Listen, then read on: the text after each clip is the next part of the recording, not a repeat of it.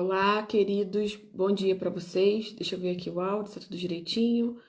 Vou deixar aqui um comentário fixado que é sobre o decreto-lei 41A,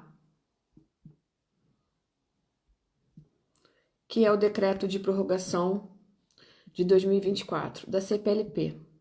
Por que a gente precisa falar do decreto e por que ele não resolveu muitos problemas? Resolveu tudo? Não. Por quê? A gente tem duas situações aqui. Essa é a minha pergunta, tá? Fica aqui para vocês.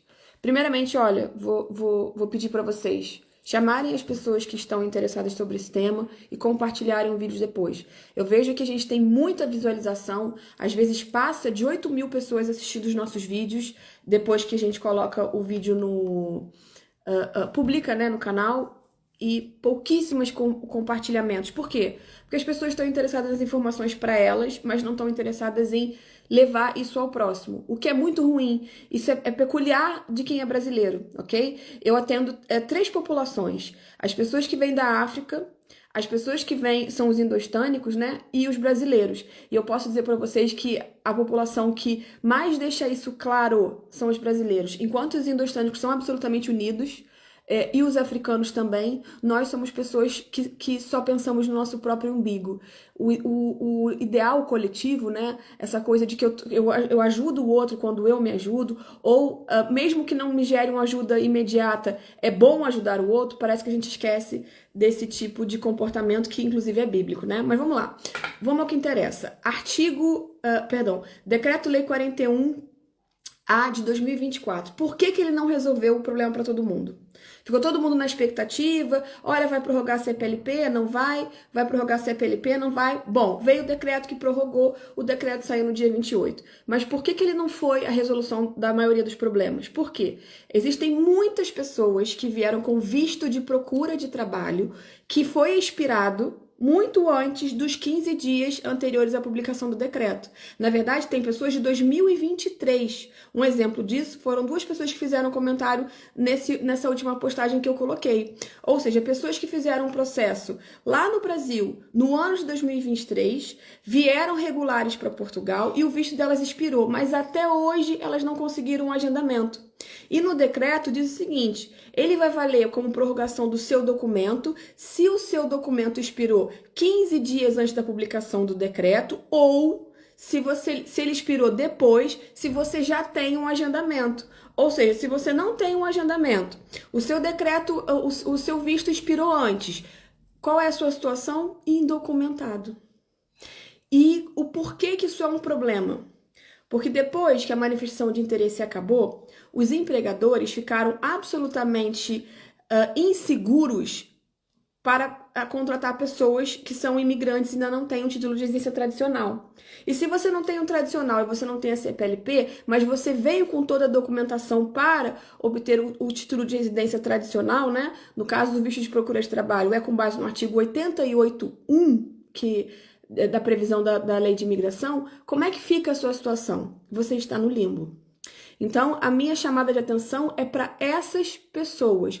Por quê? Porque o erro não é seu, o erro é da administração pública. E essas pessoas não foram mencionadas. Observem os comunicados do governo, eles admitem um atraso, eles admitem que existe um caos, tem uma promessa de resolver isso num prazo de até 1 ano e meio, no entanto, não tratou especificamente dessas pessoas. Qual é o meu conselho para elas? Registra uma reclamação no livro amarelo. Por quê? E existe o livro amarelo online, tá? Você tem que fazer o pedido do seu agendamento pela via do formulário, pela via do e-mail, através de procedimento administrativo. Qual é a solução que você vai adotar? Varia de acordo com a sua expectativa, ok? Mas, para que você tenha a cobertura da situação em que você não sofra nenhum tipo de constrangimento no país, primeiramente, é óbvio que eu indico a consultoria de um advogado. E a segunda situação é, faça o registro de que você não tem conseguido marcar o agendamento. Porque não basta, nesses casos, você apenas falar, ah, todo mundo sabe. Sim, todo mundo sabe, mas mais vale quando a gente tem uma prova documental. E como é que você gera essa prova documental? Fazendo uma reclamação no registro do livro amarelo. E nesse caso, todas essas reclamações, elas contam para uma estatística da Provedoria de Justiça, porque hoje nós não sabemos quantos vocês são. A verdade é essa, o governo não tem uma estatística de quantas pessoas que têm visto de procura de trabalho, que ainda não conseguiram seus agendamentos, porque a partir da análise do governo, pode ser que as pessoas tenham inclusive ido embora de Portugal. Ou então que estejam em outro país, algumas delas estão como trabalhador destacado. São várias situações que impedem esse registro documental, em que você consiga fazer uma estatística de quem são essas pessoas. Então, meu conselho para vocês, estou tentando abrir uma garrafa de água, gente. Oh, Deus. Ui, não consigo. Vou ficar com sede. É que vocês façam a reclamação. Um outro ponto de vista importante, porque a gente não está falando apenas de quem veio com visto de procura de trabalho, também tem as pessoas que vieram com visto D7 sem agendamento, pessoas que vieram com o D2 sem agendamento. O Reneres Travel, eu vim com visto de procura de trabalho e não tenho agendamento ainda. Então, essa situação, dependendo... Agora me diz aí, Reneres, quanto tempo faz que o seu visto expirou ou se ele já expirou?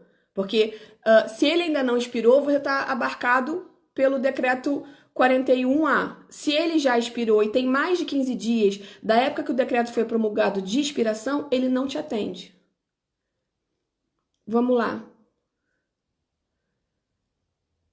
Por quê? Bastava que o decreto fizesse uma menção ao seguinte... englobando, inclusive, os casos do decreto anterior. Que decreto é esse? É aquele que foi feito no ano passado para fazer a prorrogação. Ele, se eu não me engano, ele é de novembro... Não, ele é de fevereiro do ano passado. E aí, nesse caso, esse decreto, que é de fevereiro do ano passado, o que ele fazia? Ele dava as mesmas... digamos assim, os mesmos direitos que esse outro decreto promoveu. A única diferença é que ele foi feito muito antes do prazo de expiração de algumas residências. Esse de agora não. No caso da CPLP, ele foi feito 2 dias antes de expirar o anterior. Ah, então, olha, o René está falando assim, olha, o meu expira agora no fim do mês. Então, no seu caso, o decreto te abarca. O que isso significa? Que você está numa situação tranquila em relação ao agendamento até o ano que vem, tá? Agora, para as pessoas que vieram em 2003, no início de 2024 e ainda não conseguiram um agendamento, para essas pessoas é que o problema persiste, tá bom? A outra coisa que eu queria falar também para vocês, que é muito importante, é que em função de toda essa insegurança jurídica, eu vou promover uma petição, tá? E aí, por isso que eu tô pedindo para vocês, por favor, compartilhem essa informação para regulamentação nas situações que nós estamos hoje do artigo 185B. O que esse artigo fala? É justamente na punição do empregador em absorver uma mão de obra que está aparentemente em situação irregular. Por que aparentemente? Porque essas situações, elas decorrem de uma inércia do governo e não propriamente de iniciativa da pessoa. Então, por causa disso, é necessário que haja uma regulamentação nessa situação transitória do do artigo 185B, para resolver a questão dessas pessoas, para dar uma segurança ao empregador, tá? A outra coisa, esse vídeo ele tem 3 propósitos. Se você entrou como turista em Portugal, depois do fim da manifestação de interesse, ou mesmo antes, mas você não fez a sua manifestação de interesse, eu tenho certeza que existem muitas pessoas nessa situação, ok? O que tem que fazer? Por quê? A gente tem lá um portal da CPLP que garante que as pessoas que são da comunidade, que entrem em Portugal de maneira regular, possam pedir a residência CPLP através do portal. O problema todo, gente, é que isso só serve para quem faz parte da CPLP, excluindo o Brasil. Porque o brasileiro não precisa de visto para entrar na União Europeia. Portanto, o que acontece na situação do brasileiro? Ele não consegue fazer adesão direta no portal. E com isso, como é que ele faz para aplicar o 87A, que diz na sua parte final que você tem direito a obter uma autorização de exercício CPLP se você entra por meios legais no país? Entrar como turista é um meio legal, portanto, eu posso invocar um 87A. Mas como eu faço para que esse mecanismo funcione para mim, se a plataforma de pedidos da CPLP não está abrangente nesse momento? Ou seja, pessoas que vêm sem visto consular, tá lá assim, brevemente. Mas esse brevemente existe desde fevereiro de 2023. Ou seja, há 1 ano e meio que o portal não criou instrumentos para legalizar pessoas que vêm como turista e fazem parte da comunidade brasileira. Então, o que a gente precisa fazer em relação a isso?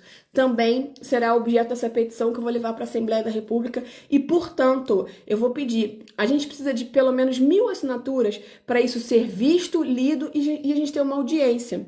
Por favor, compartilhem a petição.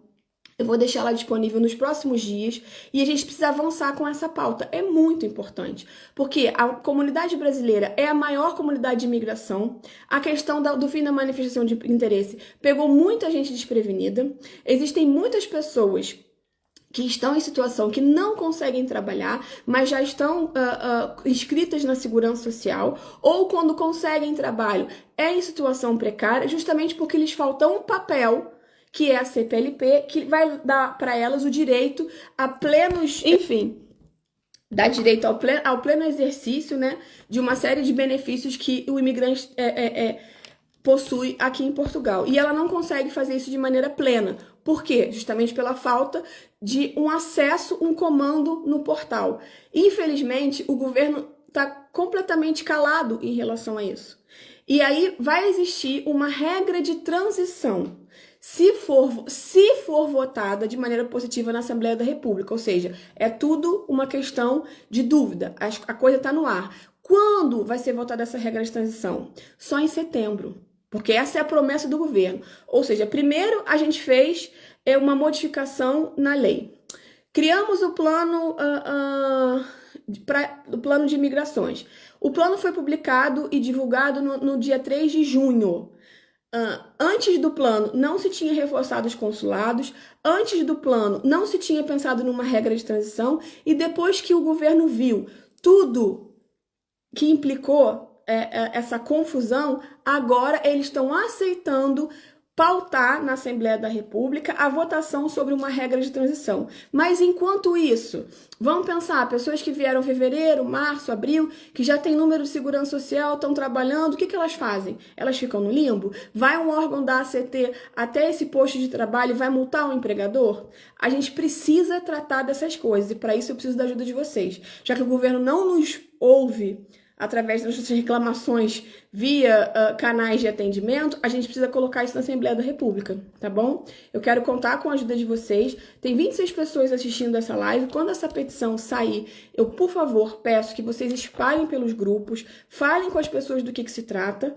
Isso beneficia todo o mundo, porque uma vez que a gente para com essa pecha de imigrante irregular, passamos a ser tratados com mais dignidade. Isso é no coletivo, tá bom? Beijinho pra vocês e até o próximo vídeo.